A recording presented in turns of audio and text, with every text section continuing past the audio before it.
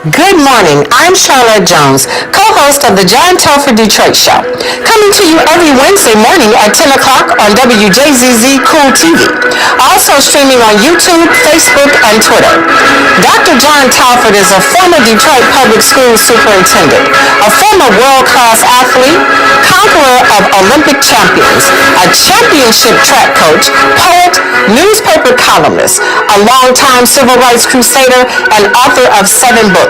Creative Insubordination, What Old Men Know, The Will Robinson Story, The Poetic Prancings of Mad John, The Poet Emperor of Earth, and his explosive autobiography, A Life on the Run. Plus, another upcoming poetry book, Athletes, Activism, and Apple Boughs, a Detroit poetic epic. His books are available on Amazon.com or by calling 313-460-8272. That's 313-460-8272. Dr. Telford has been called a legend and also a lightning rod for controversy, a recipient of the City Council Spirit of Detroit Award and the Joe Louis Foundation Spirit of the Champ Award. He was named Wayne State University's Alumnus of the Year, and a Detroit track is named for him. His email is drjohntelfordedd@aol.com. That's dr.johntelfordedd@aol.com. Dr. Telford also has a show on WCHB AM 1340 that airs on Saturdays at 9:30 in the morning and Mondays at 6:30 in the evening. That's on WCHB AM 1340, Saturdays at 9:30 a.m. and Mondays at 6:30 p.m. And now, without further ado, I present to you that old native Detroiter, the one and only Dr. John Telford. Thank you, Charlotte Jones. You are welcome. A.K.A. Char J., author of A Ain't Always for Apple. A Ain't Always for Apple, an erotic adult alphabet book by author Char J. And this is one heck of a book. I'm waiting to see it starting to really sell big time. Me too. Amen. My name is Detroit. I'm a blue-collar town. Blue salt melts my mid-March snow. Speedy cars and sprinters spring from me. I father fierce fighters and funky music. In a Motown moment, I can spit the blues right back in a bureaucrat's eye. Have you never seen blue salt?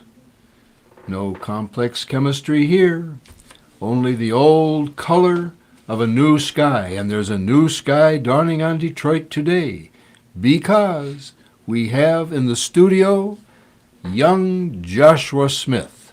Joshua Smith, we're going to be interviewing Joshua because he is a senior at River Rouge High School who is actually a real estate entrepreneur.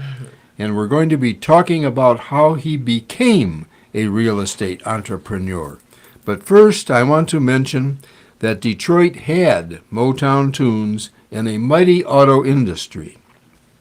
It also produced 2 of history's greatest fighters, Joe Louis and Sugar Ray Robinson, and 2 of history's greatest sprinters, 1932 Olympic champion Eddie Tolan, who happened to be my gym teacher back in the day, and also the towering 1964 Olympic 200-meter champion Henry Carr. Plus 8 other international sprint stars, including yours truly, incidentally the only one of the 10 who was of full Euro-American ancestry. But 4 decades after, I got to talk a little bit about Henry Carr, because yesterday, I'm the poet in residence for the Detroit Public Schools Community District. I used to be the superintendent. They tossed me a bone. They gave me this job of poet in residence. I go around to all the high schools and read my poetry. And I also have a poetry class with Tim Gore at Frederick Douglass High School. But yesterday I was at Northwestern High School. I'm an alumnus of Northwestern High School, and I was there in 1950 and 51. And it was really good going back. I went to the old Northwestern. That's been torn down. They got a beautiful new Northwestern High School there now. But I went and visited the picture of Henry Carr, which is in the alumni office. And I talked to these kids, and I told them a little bit about my history and how I got to Northwestern. And then I talked to them about Henry Carr, because I wanted them to know who Henry Carr was. Henry died in trying to think. He was born in 1942. He was only, I don't think he even made 70.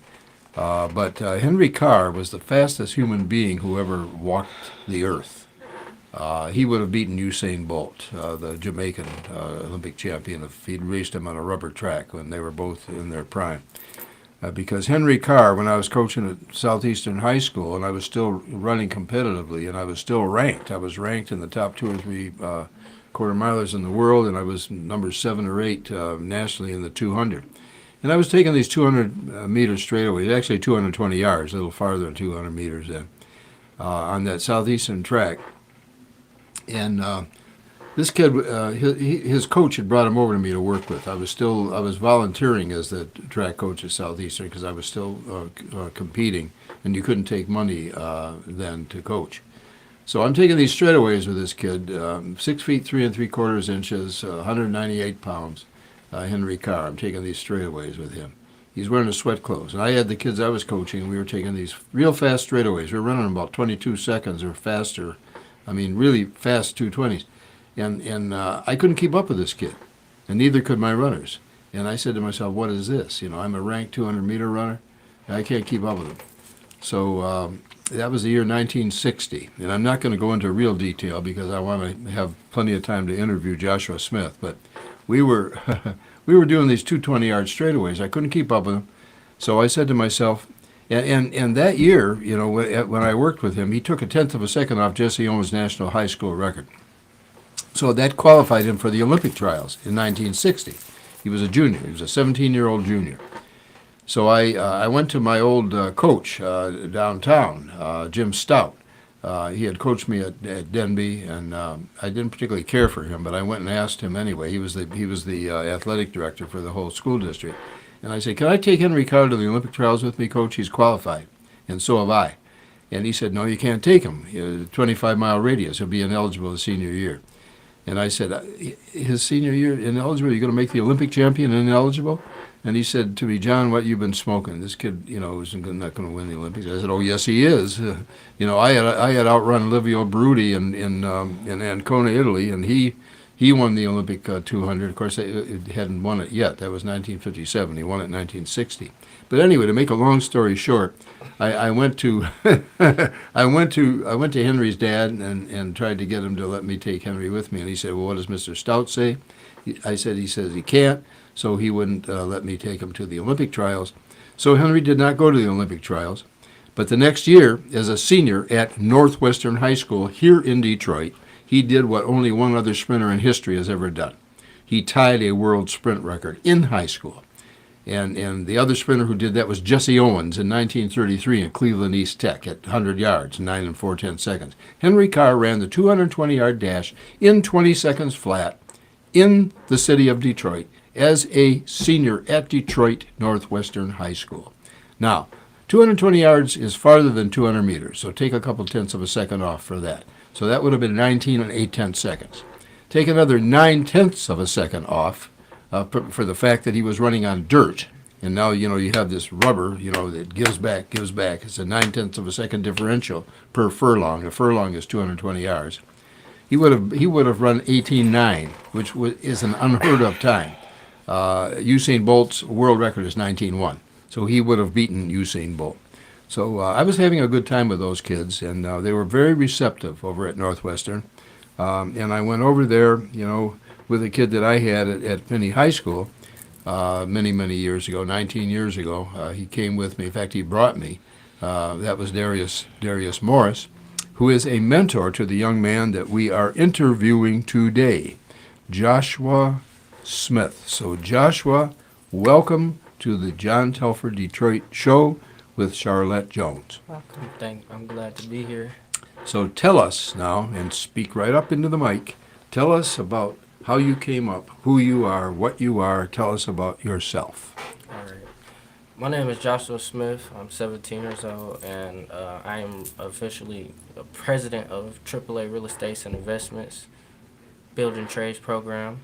And throughout my life, I've grown up with a single mother. Shout out to my mom, a hard-working mother that she is. Marcia, her name is Marcia. Yeah. Marcia, what's her full name? Marcia McDavid. Marcia McDavid. Yeah, my mom, I grew up her raising us, and it was four of us. It's four of my siblings at home, and we grew up going to school and staying out the way. Really, like we grew up playing sports.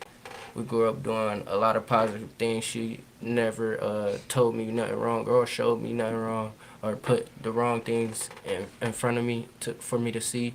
Like my mama really raised me out the way. Like, so I didn't see a lot of things growing up until I moved to Detroit. I was raised in Lansing. Okay. But I grew up just going to school, going to the Boys and Girls Club, going to football practice, and just being a positive kid, happy all day, playful. And all of that is showing right now in the Yeah. things that you've been doing. Where do you live in Detroit now, I Joshua? live east in Detroit, Michigan, in the 48205 area. Okay. Where are you? The 48205 area. It's Oh, okay, east side. that's Pershing, Pershing area, Cleveland Middle School area. Yeah. But I'm by Osborne. Oh, and you're closer to Osborne. Yeah. So Okay. let's talk about your mother a little bit more. You said your mother raised you, single mother. She hustled. She had 2 jobs. Tell us a little bit about that. Yeah, my mom, she hustled. I remember As a we kid, all did. I remember as a kid, yeah, for sure. I remember as a kid though, after school when the Boys and Girls Club was closed, and I had football practice or nothing, and I had to go up to her job because we ain't had no babysitter. We couldn't stay at home by herself. We had to go up to her job, sit in the back of the butcher shop. Like she used to be a butcher and cut meat and Wow. stuff. And she was working on that job for about 7 to 10 years, and she was going hard with it, just surviving. And we had moved to a better situation in Lansing because our house was kept flooding and stuff. And we had moved to a better situation, and she started cooking, and she started this catering company called Candlelight Dinners. And the kids that she had, we helped her cook, and we called ourselves Candlelight Dinner Kids. And we started. You had a built-in team. Yeah, Right. my mama started getting more bookings for her catering stuff, and we started helping her cook out a lot more. And we just had fun doing it. It was a great experience. It still is. My mom still cooks. She still does it. Her company. She still has her company flowing, and she does sell food. Okay. So you said y'all had the house kept flooding. Is that what made you want to get into real estate, or? Well, what really made me want to get into real estate, yeah, a lot of things was broken throughout my growing up process. As a child, I broke a lot of things, and I wanted to fix it. And I'd do anything to fix it, like just grab a hammer. If I broke a hole in the wall, I'd grab a board and a hammer and nail to cover it up. It was like, that's just something simple, but I grew up wanting to fix some stuff, and I just never knew the proper word until I was introduced to real estate by my mentor. Okay. Yeah, but your mentor, your mother is your mentor, and also Darius Morris. You're watching WJZZ Cool TV, live streaming on Facebook, YouTube, Twitch, and Twitter, and other top social media platforms. Like, follow, share, comment, and subscribe. Thank you for watching WJZZ Cool TV, the coolest station in the world. And because this is supposed to be a poetry show, I probably should do a poem that I was going to do and forgot to do about the Great Gray Ghost. The Great Gray Ghost. I'm going to get right back to Joshua in a minute. I'm going to read the poem, The Great Gray Ghost, because the Great Gray Ghost was Henry Carr. Henry Carr, the great sprinter. Fastest sprinter in the world, fastest sprinter probably who ever lived. The Great Gray Ghost, Henry Carr. Northwestern High School, Detroit. Hannibal and Balthazar cast him stardust from a star. He was famed from near and far. Olympic sprinter Henry Carr. And you know, Henry Carr, when he ran on the Olympics, which was in the year 1964, not only did he win the 200 meters in world record time in the Olympic Games, he also ran on the 4x400 relay team. And the Olympic champion was a teammate on that relay team. And they won the gold. They won the gold medal in the 4x400 meter relay. And Henry Carr's carry was faster than the Olympic 400 meter champion's carry on that relay team. The Olympic 400 meter champion was Mike Larrabee, whom, by the way, I had beaten every time I raced him. So let's get back to Joshua. Joshua, tell us again, what made you decide to get into real estate? What was your motivating drive to cause you to do that? My motivating drive, I can really say sitting up at night and thinking about life Yeah, okay. and what I wanted to do with my body, Yeah. physically, financially, and for really for the rest of my life. I wanted to be stable. I wanted to be good. By the time I become 30, 40 years old. Amen. Like Darius Morris is right now. Yep. And Darius Morris is 35 years old. Via his real estate business, he has become, or is approaching becoming, a millionaire. And he's 35 and you're 17. And go ahead. How did you end up working with Darius? My mom found his program on Facebook. Okay. Yeah, and she introduced me into his program.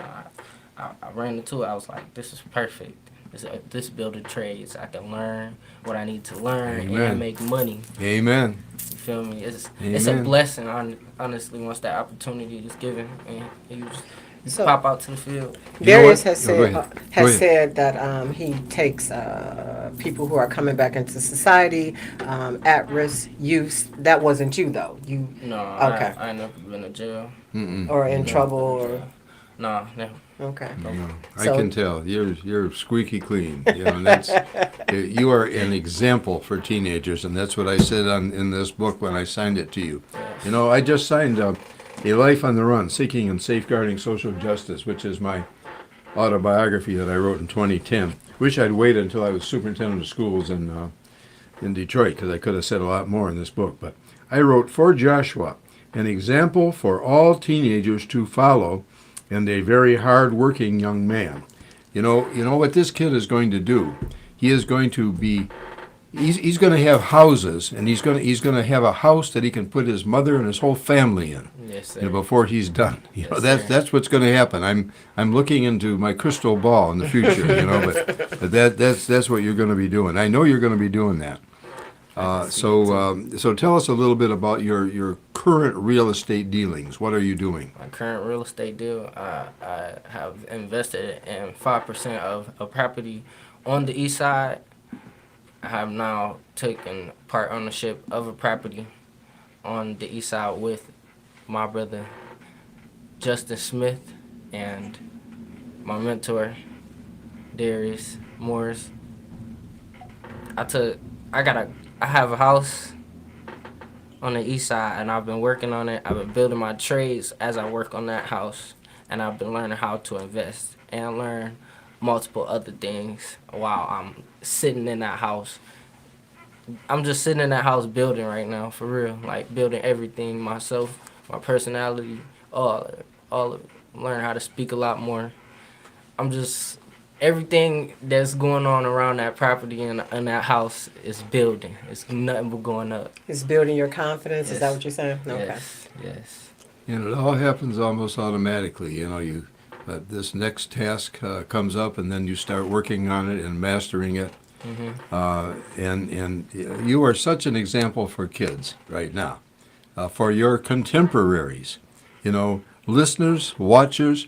This young man is 17 years old, and he has property already. He's a property owner. He's an entrepreneur. Tell us about that house. What kind of money are you making, or have you been making, or are you going to make? I mean, what are the What's the process? Yeah, what are the nuts and bolts of Yeah. how you are doing this, have done this, and So tell throughout us. the process, we have sold the property to someone. And they had sold the property back to us for a lower amount, a way lower amount, and that was our profit right there. And we was working on one property so far, but this property was going to be a quick fix, quick renovation, and a quick flip.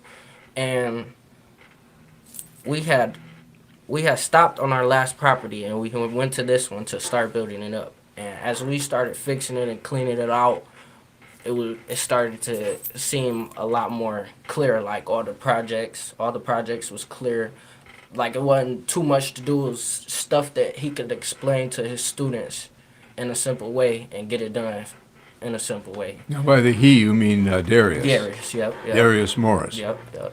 Yeah, Darius, of course, was my kid at Finney High School, and he has come a long way. You know, that was 19 years ago. Darius, of course, is also a professional boxer, as I think you know. And I keep trying to tell Darius, you know, you better do more real estate and less boxing. No, he in love with the fight. He in love with the fight. He wants to get in there and fight, but he's 35 years old. You know, I got to tell this story. Darius always gets embarrassed when I do it, but when Darius was, I was at Finney High School. You know, I was in charge of the discipline at Finney High School at the time when I had Darius, and he got sent to me for fighting. And Darius had been put out of Osborne High School for fighting, and now he's here at Finney High School fighting. He was an AT. That's what they call it, administrative transfers. And Darius had got into a fight with another Golden Gloves fighter. Darius was a very proficient boxer in the Golden Gloves, and also this other guy was. But Darius was a 147-pound welterweight, and this other fellow was a cruiserweight. You know, big fella. But they got in a fight anyway, and they got sent to my office. And I had Darius sitting on my left, and the other young man sitting on my right. And they had been sent to me, you know, for disciplining. And Darius reaches across me and slaps this kid. And I said, "What are you doing? You just got sent to me for doing what you're doing right now, and you're doing it again." You know. But Darius, as I said, is a very bright kid, and he has come a long way. And now he is on the cusp of being a millionaire, if he isn't one already. And we're interviewing one of his proteges, Joshua Smith, who is also going to become very successful in this business. Now, Joshua, you've got properties already, or a property? A property. Yes. Okay, and you are getting ready to sell it, or what? Yep. Right now we're our closing was supposed to be recently this week. And after our closing, we're going to be closing it up and putting the house on the market for a sale. We're not going to be renovating it. We're going to be selling the property whole. So Now, what did you buy the property for? I believe it was $6,800. $6,800. $6,800. Yeah. Okay, this is what, a 2-3 bedroom house? Two. Yep. Two bedroom house. Two bedroom home. Okay, and what are you planning or hoping to sell it for? Minimum 50,000. You hear that, folks? Minimum 50,000. Minimum 50,000. This is a 17-year-old kid. He's going to make $40,000 or $50,000 on this deal. 17 years old, and he is a protege of Darius Morris's, who's been doing this since Darius was 17 years old. Right. So, and his mother found Darius. Where did she find him? On Facebook. On Facebook. Okay. So all of you mothers out there, and fathers, and grandmothers, and aunts and uncles, Grandmothers, yeah. you know, check out Darius Morris's Facebook page. Right, because I'm trying to get my grandson to call him. He says he's going to call him, so we'll see. I should ask my grandson to call him and my granddaughter to call him, and you know, Let's get everybody over. Yeah, maybe they can support us in our old age. You know, get us houses, get us a house. Right, or come fix mine or something. Yeah. So you get the house, and then you all go in, the whole crew, and that's where you teach them how to do things. Yes. They learn through experience. Yep. Okay. Yep. So, It's really all about the experience too. Darius, I'm a little curious about this, and I'm sure that watchers and listeners are too. And here's a question I'm going to ask you: how do you balance doing your schoolwork, going to school, learning trades, working on houses, and also I believe you're teaching other teenagers, if I'm not mistaken. Yeah. So how do you balance all of this in your young life? Well, I just put it in my mind to know that I can't be beat and I can't let nothing beat me. Because at the end of the day, I'm still young, and I know it's people that's out here on this earth that doesn't have the opportunity that I have, and they don't have the motivation and courage to do what that I am here to present it to do. You feel me? So it's really like when I have this opportunity, I should take it into consideration, because it's a great opportunity, and I know I could become successful with it and become real smart. That's what I want to be in life. What skills did you bring to what you're doing that have benefited you the most? Man, my dedication and never giving up, for real. Okay, that's a quality, a characteristic. But what skills? Do you have to know how to read well? Do you have to? Yeah, you have to know how to read well. You have to come in this program willing to learn how to observe and listen and follow the simple directions given. Mm-hmm. And you have to take those directions and watch every step you make and take. Because if you miss something and come up to a mistake, then you want to know how to deal with that mistake, or you might. Now, you have learned much working for Darius and working with Darius Morris, Yes. and I presume he has given you some of his students to teach. Am I right about that? Yes. And who are these students? Who are you teaching? And These students there's 3 students as for right now named Ace, Vaughn, and RJ that I'm teaching.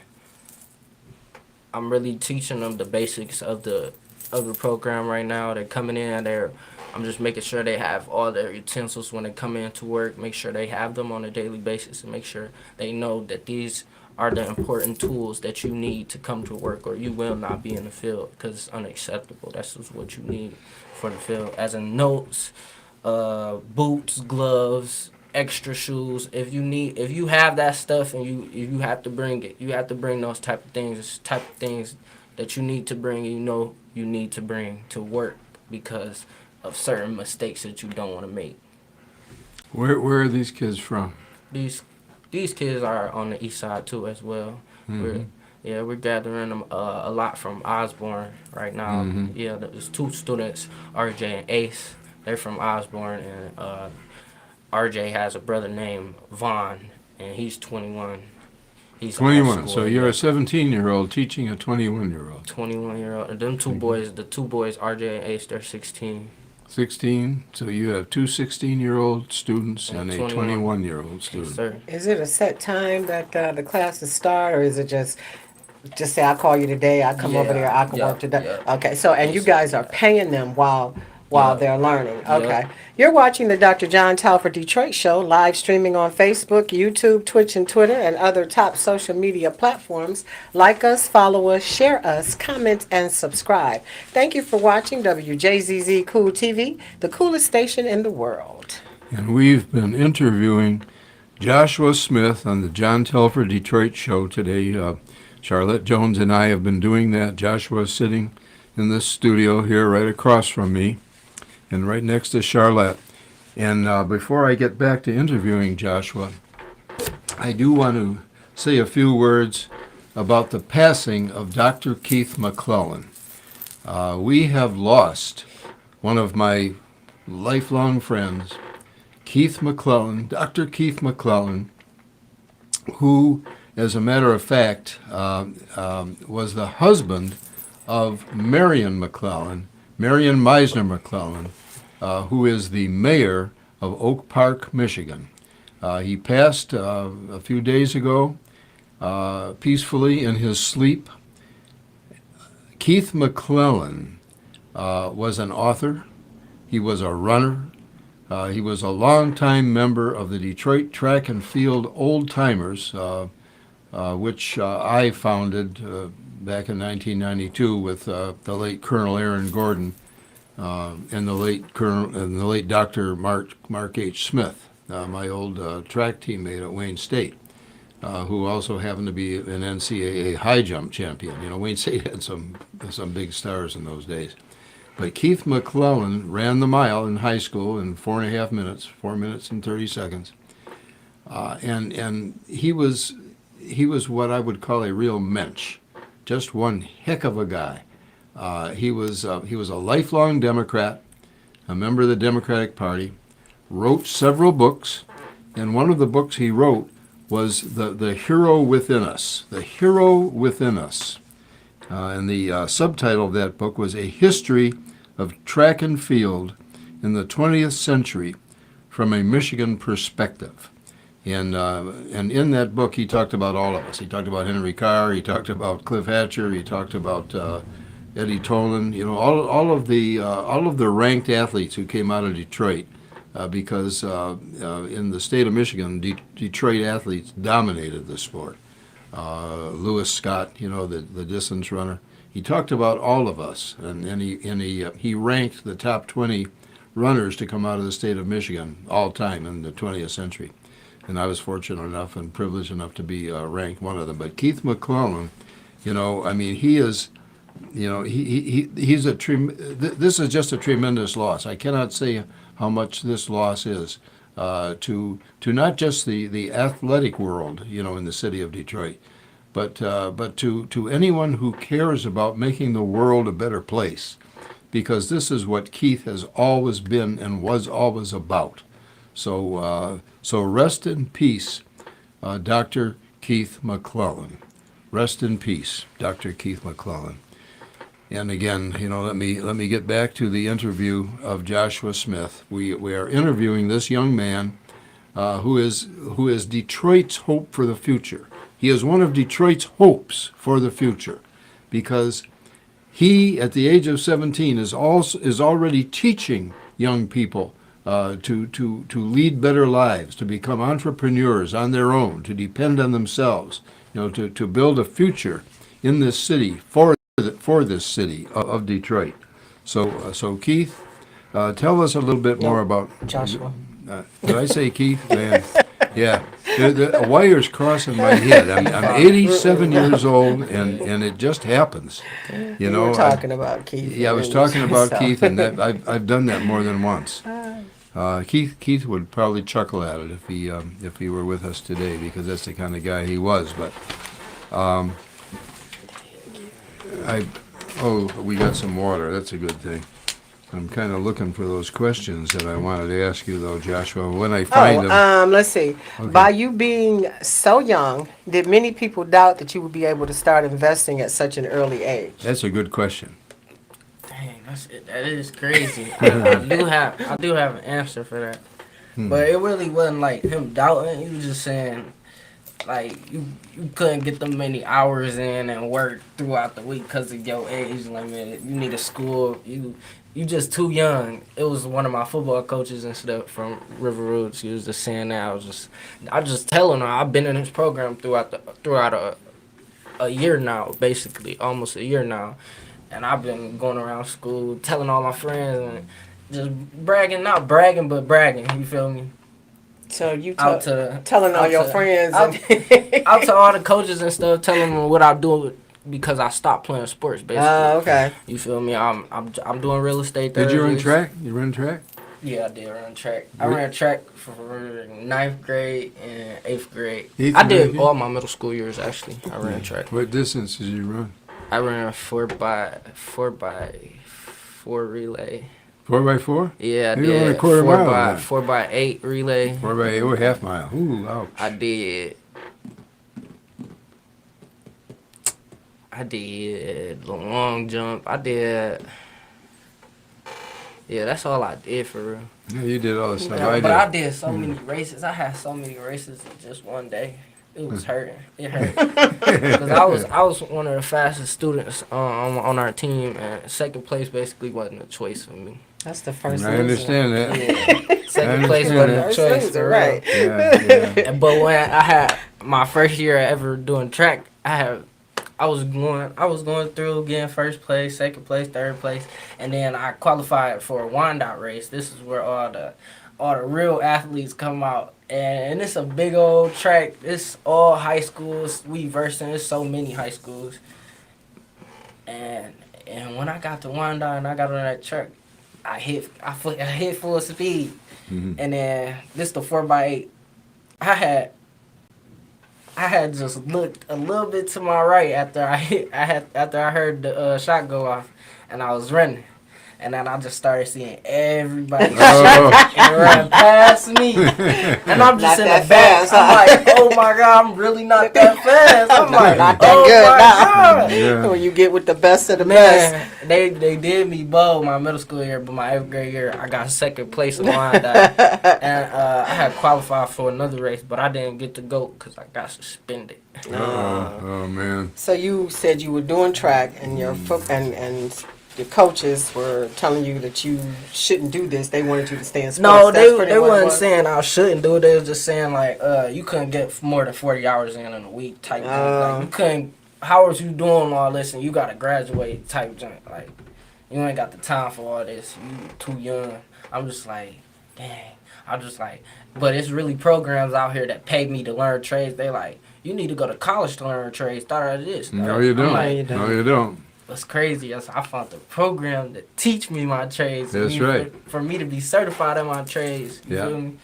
It's great. Is it And easy? for you to not know about that as a coach, it kind of made me sad because now I want all that whole football team to know about this. Like, Amen. learning trades. Because after high school, I know most of these students, they're not going to college. You feel me? Now Need this was something else to look at, something positive to search about. this was something River to learn. Rouge High School. Yeah. Okay, and you're homeschooling now though, so you don't get over to River Rouge High School anymore. In a way, that's a shame. Do you know Derek Coleman, the superintendent over there? I would, if I were you, I would be in touch with him and tell him what you're He doing. want me to teach him real estate, He actually. wants you to teach it. Yeah, he want me to does. teach him real Whoa, estate. this is Derek Coleman. I think it's Dr. Derek Coleman, isn't Yep, it? Yeah. You know, he was a guy I tried to get. That's my dog. That's my yeah. dog. I wanted him to succeed me at Detroit Public Schools in the superintendency, but they chose another guy, and I'm trying to get that other guy right now to get the reading program started up that will work, because right now he doesn't have one, and that's something that I rag on all the time, and I'm doing it again today. But tell us about some of the things you learned in the building trades program. What specifically have you learned to do in that program? What I've learned to do, I learned how to build a lot of things and fix a lot of things. I learned how to do windows, strip windows and put windows in, install windows in. Okay. I've learned how to do a kitchen enclosure, like Okay. basically an island where we have to cut out the wall Mm-hmm. and frame wood so we can have an island base for a countertop. Mm-hmm. I've learned how to do that. I've learned how to safely use said tools, that for a properly reason. use tools. Yeah. I've just learned basic training about measurements and certain steps I need to take while I'm working on my projects. Like I learned that I need to be patient and focus on my work and not worry about the consequences of my mistakes when I mess up doing my work. I've learned how to build myself and build my team without giving up when there is a big problem that comes. Just figure it out. Y'all figure it out. Now, any one of those things that you learned would be lucrative. So you've learned a multitude of things. Yeah. So I'm going to ask you, like, what would you tell somebody looking to start a career in what you're doing, real estate and flipping houses and stuff like that? Really, I would I will tell you to look up what real estate is and just listen to what other people have to say about real estate and what you see throughout other people's real estate career. I mean, like, in the basics, like me just walking up to somebody that I know they do real estate, really I would just ask them some questions as in, how could I learn more real estate? And I would say it takes time to learn real estate. You don't have to rush the process learning real estate. You just have to focus. And if you want to learn to be a real estate agent instead of a builder in real estate, it is certain knowledge that you have to know. It is certain things that you have to know to become a real estate agent. You have to just focus on the important things and not worry about the defaults in the real estate career. You know, buying and selling homes is probably the most lucrative aspect of this business, rather than being an agent. Correct me if I'm wrong, but I think that's ordinarily the way it works. And in order to buy and sell homes and renovate them before you sell them, as you said, you've got to be conversant in the building trades. So it would seem to me that you have to have some elemental knowledge about carpentry, you know, when repairs need to be made, plumbing, you know, when repairs need to be made, yes, Electrical. Yep, electrical, you know, wiring, yep, roofing. yep. You have so- to have all your trades. You got to know what you're doing when you're dealing with electricity, for sure. 'Cause You bet, one yeah. shock and you can be down. Yeah, You feel yeah. I me? mean, people go to school to become electricians, And electrical you guys engineers. are learning all of this. And are you getting certified in all of this as you go Yep, along? Yep, I Okay. have certificates at home. And Wow. Yep, I have certificates at home. Me being certified, pre-certifications. You got pre-certifications, then you got your certification. So that's just extra good. You feel me? That's just extra. So Darius now has almost a partner, someone who is certified just the way he is to do a lot of these things. So pretty soon he's going to be sitting back simping juleps, While and, everybody else and works. he's gonna have you working. I'm signing his deeds for his properties. Yeah, and then at some point you're going to be doing the same thing as you bring these young fellows up. Go ahead. How long has he had this program going? I believe 10, 11 years. Oh, 10 okay. to 11 years. Yeah, he's been doing it quite a while. Yeah, he had the program for at least 10, 11 years. Now, let me ask you this. Are there any opportunities for young ladies in this enterprise? Yeah, yes. Because I think girls ought to have an opportunity to do this too. Yes, most definitely. Have y'all had any girls come through? Yeah, I actually just was introduced to a female that entered our company. But Oh, she really? was a hard worker, and if you are female, you do have to come in willing to work hard and get dirty, because real Yeah. estate is Oh yeah. building real estate. It's not no game. It's not to be bougie and clean off of. Mm-hmm. You have to be willing to get I'm dirty. not doing it. Yeah. See, most females wouldn't agree to the certain projects that we got going on, but if you want to be in a program, this is what it takes to be successful in real estate, and you want your certification. That's what it takes. Okay, so you do make the program open to young women, For females, young yep, girls. yep. Okay, that's a good thing. You're watching WJZZ Cool TV, live streaming on Facebook, YouTube, Twitch, and Twitter, and other top social media platforms. Like, follow, share, comment, and subscribe. Thank you for watching WJZZ Cool TV, the coolest station in the world. And thank you, Charlotte Jones, for that station identification. We are interviewing Joshua Smith, real estate entrepreneur age 17, on the John Telfer Detroit Show this Wednesday morning. And lest we forget, Miss Virginia Starkey, fondly known simply as V, the proprietress of V's Boutique, offers a wide range of fine clothing and accessories for ladies. You can find all sizes of women's fine apparel in V's one-stop excellent customer service at V's Boutique, which you can't find anywhere else in Detroit anymore. V's Boutique is at 16423 East Warren Avenue, right around the corner from the Alger Theater and right around the corner from one of the few libraries that is still open in the city. So, call V at V's Boutique or call her on her cell phone, which is 248-662-6622. That's 248-662-6622.